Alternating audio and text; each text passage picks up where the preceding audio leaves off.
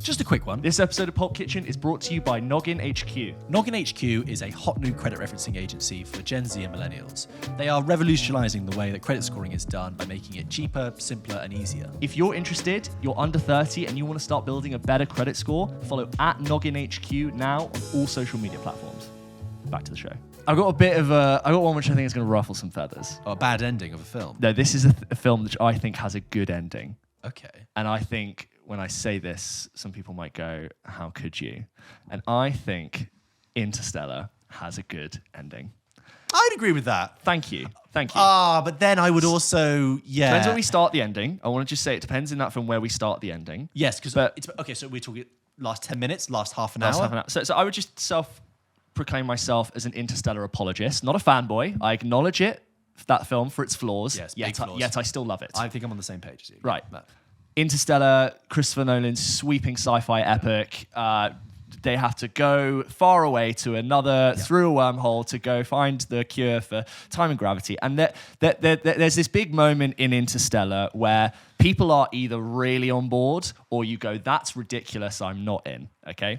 And depending on how much that moment pisses you off, the film either lost you there and you wanted to go home and you were done, or you were so swept up in the emotion of that connection and how beautifully crafted, even though it's such a leap in science and logic to get to that.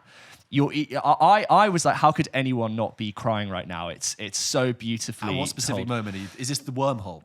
This is the moment where he I'm about to say it. He gets into a fourth dimension tesseract, which beings from the future have built for him, which allows him to see time represented as a physical dimension and not a linear one. And he's able to manipulate gravity waves on his daughter's watch from years in the future across through Morse code through space time, which gives her the equation to understand gravity as.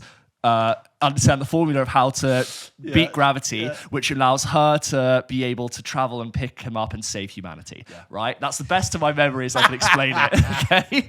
Which is a lot.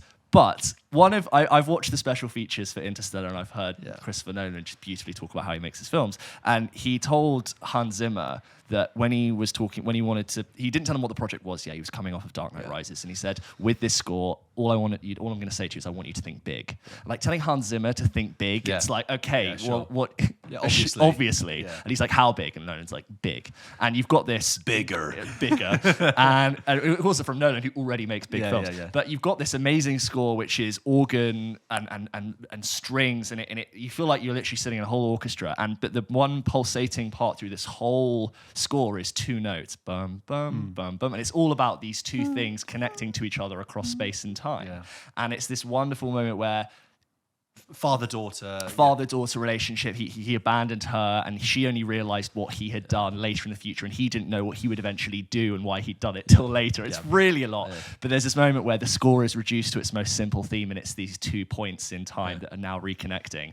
And he goes in and sees his daughter, who's now at least like 30 or 40 years older than him.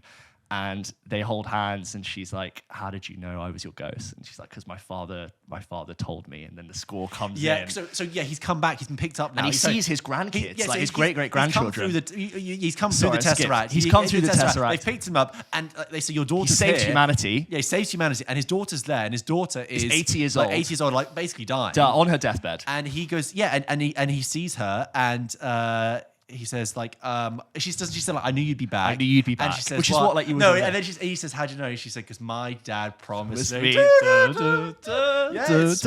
And then what she does so well is she's able to obviously forgive him and let him go. And he's like, where do I go? And she says, Brand. Go to Dr. Brand. And it reveals this moment because they've really been looking for a planet which can hold life on Earth. And there's this shot where Anne Hathaway's character.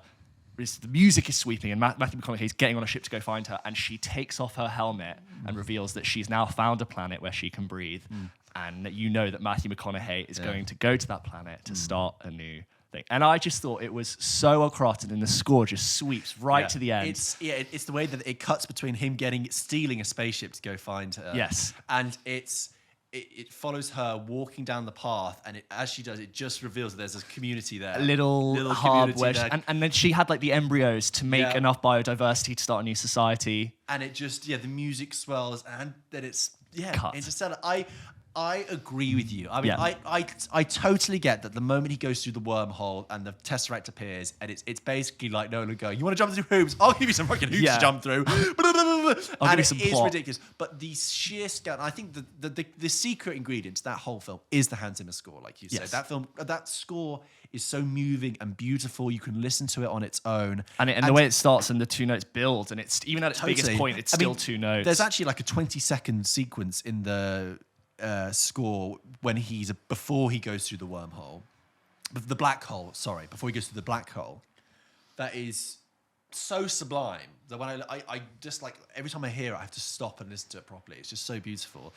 It just carries you through. And I do think there is a moment in that film you just have to say, I've got to just go with this. Ride the wave, like the giant waves that you see earlier in the film. You've got to ride that. I know the science, but don't. But what about me? Yeah. And then throw some science. I know, but just I've actually often disagreed with people when they've said with Nolan's films, "Oh, don't think it, feel it." In Tenet, where they say, "Don't think try it, and understand this film." They say, when the Clemens Posey says, "Oh, don't think it, just feel it," and I actually rejected that with Tenet because I was like, that would be great if Tenet had a single beating emotion in it. I agree. But the characters didn't even have a name, and so I just thought that's just ridiculous. Yeah. But I do think that applies to Interstellar because there is an emotional heart to it.